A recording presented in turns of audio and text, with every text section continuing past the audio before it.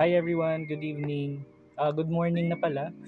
Madaling araw ngayon, Wednesday, March 6, 2024, 12:13 AM Manila time. So ano guys, kumusta yung mga Facebook natin and Instagram? Hindi rin ba kayo makalagin?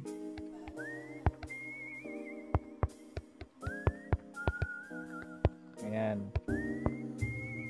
So, nag-basic troubleshooting na tayo guys. Nag-try na rin ako mag-reinstall.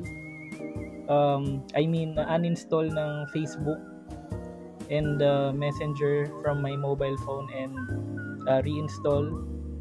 Pero kahit tama yung details na ina-enter ko, same issue pa rin. And now kapag nag-check tayo ng information online, makikita natin dito yung isang article by Variety.com, written by Todd Spangler. Facebook down.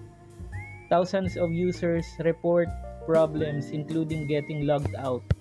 Facebook appeared to be experiencing widespread technical problems Tuesday, with thousands of users experiencing login errors accessing the social media service.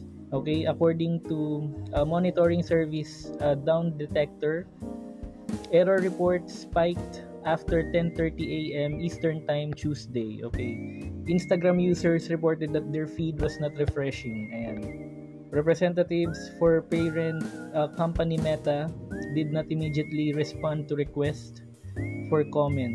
Okay, so more to come. So right now, nag-record lang ako nito para in case na nagkakaproblema kayo sa Facebook nyo, sa Messenger nyo, and pati na rin sa Instagram natin, ito, meron talagang outage sa Facebook and yung mga nasabi nating social media app.